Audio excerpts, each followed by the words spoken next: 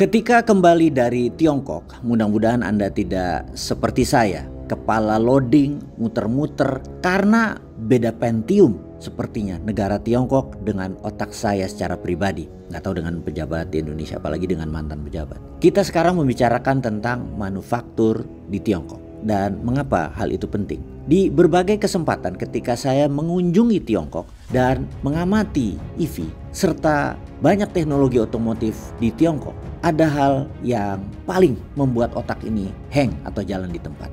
Karena teknologi dalam kendaraan atau in-vehicle teknologi ditambah struktur biaya atau cost structure, kemudian diintegrasikan EV mobil-mobil Tiongkok itu berkolaborasi dengan berbagai perusahaan teknologi seperti Huawei dan Xiaomi. Semuanya benda itu masuk ke ruang mobil.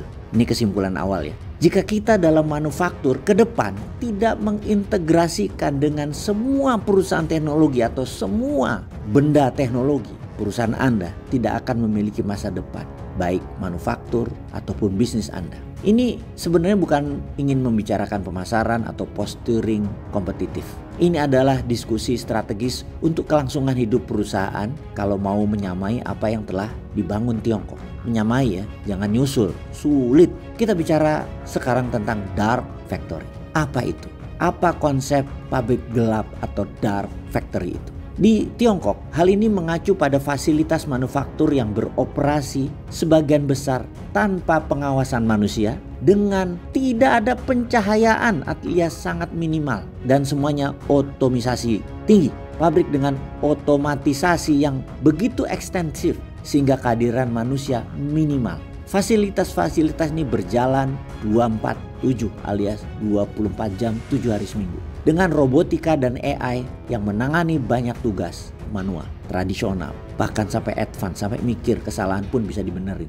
Di Tiongkok, otomatisasi industri telah terjadi selama bertahun-tahun sehingga laju manufaktur Tiongkok sangat cepat, bahkan sudah relevan lagi dengan energi bersih untuk EV dan AI. Jadi waktu pencapaian Tiongkok versus waktu pencapaian dunia barat dalam eksekusinya, Tiongkok menarget penyerahan itu dalam hitungan bulan, bukan tahun. Pemerintah Tiongkok menggerakkan perusahaan Tiongkok dengan dukungan penuh dan ambisi besar, di mana Tiongkok telah membangun infrastruktur manufaktur yang menggabungkan otomatisasi dan robotika yang masif, sistem industri yang terintegrasi, keselarasan pemerintah dengan industri, dan siklus eksekusi yang cepat. Jadi di mana realitas kompetitif Indonesia?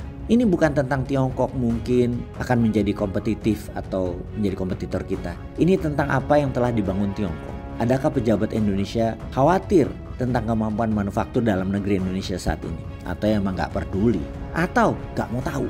Tantangan kompetitif dari Tiongkok bukan hanya tentang kecepatan atau skala. Negaranya telah membuat kebijakan manufaktur terstruktur, otomatisasi tinggi, mengurangi biaya tenaga kerja, rantai pasok terintegrasi, dukungan pemerintah untuk industri strategis sangat diwajibkan atau didominasi. Garis waktu eksekusi diukur dalam bulan, minggu, bahkan hari, bukan tahun seperti Barat atau seperti Indonesia.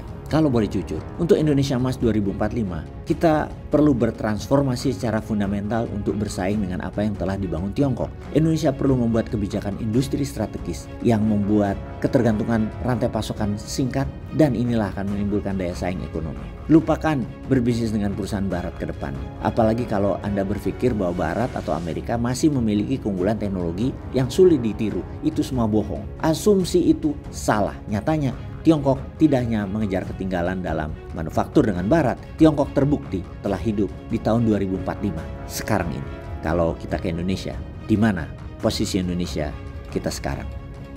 Peace.